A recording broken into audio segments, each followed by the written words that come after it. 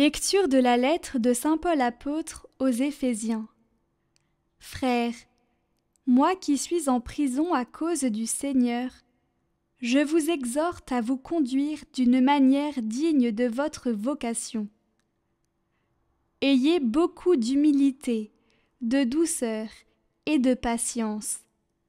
Supportez-vous les uns les autres avec amour. Ayez soin de garder l'unité dans l'esprit, par le lien de la paix. Comme votre vocation vous a tous appelés à une seule espérance, de même, il y a un seul corps et un seul esprit. Il y a un seul Seigneur, une seule foi, un seul baptême, un seul Dieu et Père de tous, au-dessus de tous, par tous et en tous. À chacun d'entre nous, la grâce a été donnée selon la mesure du don fait par le Christ. Et les dons qu'il a faits, ce sont ses apôtres, et aussi les prophètes, les évangélisateurs, les pasteurs et ceux qui enseignent.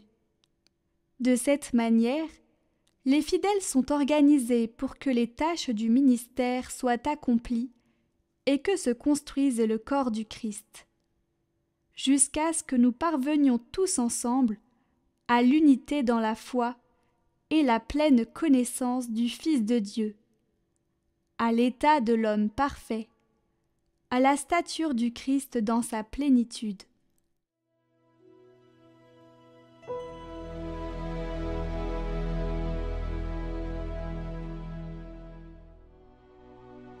Par toute la terre s'en va leur message. Les cieux proclament la gloire de Dieu. Le firmament raconte l'ouvrage de ses mains. Le jour au jour en livre le récit, et la nuit à la nuit en donne connaissance. Pas de parole dans ce récit, pas de voix qui s'entendent, mais sur toute la terre en paraît le message et la nouvelle aux limites du monde.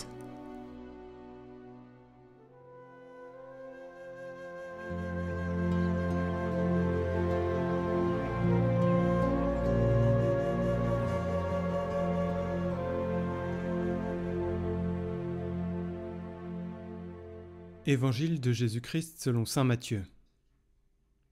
En ce temps-là, Jésus sortit de Capharnaüm et vit en passant un homme du nom de Matthieu, assis à son bureau de collecteur d'impôts.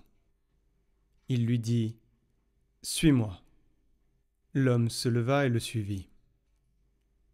Comme Jésus était à table à la maison, voici que beaucoup de publicains, c'est-à-dire des collecteurs d'impôts, et beaucoup de pécheurs vinrent prendre place avec lui et ses disciples. Voyant cela, les pharisiens disaient à ses disciples : « Pourquoi votre maître mange-t-il avec les publicains et les pécheurs ?» Jésus, qui avait entendu, déclara : « Ce ne sont pas les gens bien portants qui ont besoin du médecin, mais les malades. Allez apprendre ce que signifie « Je veux la miséricorde, non le sacrifice ». En effet, je ne suis pas venu appeler des justes, mais des pécheurs.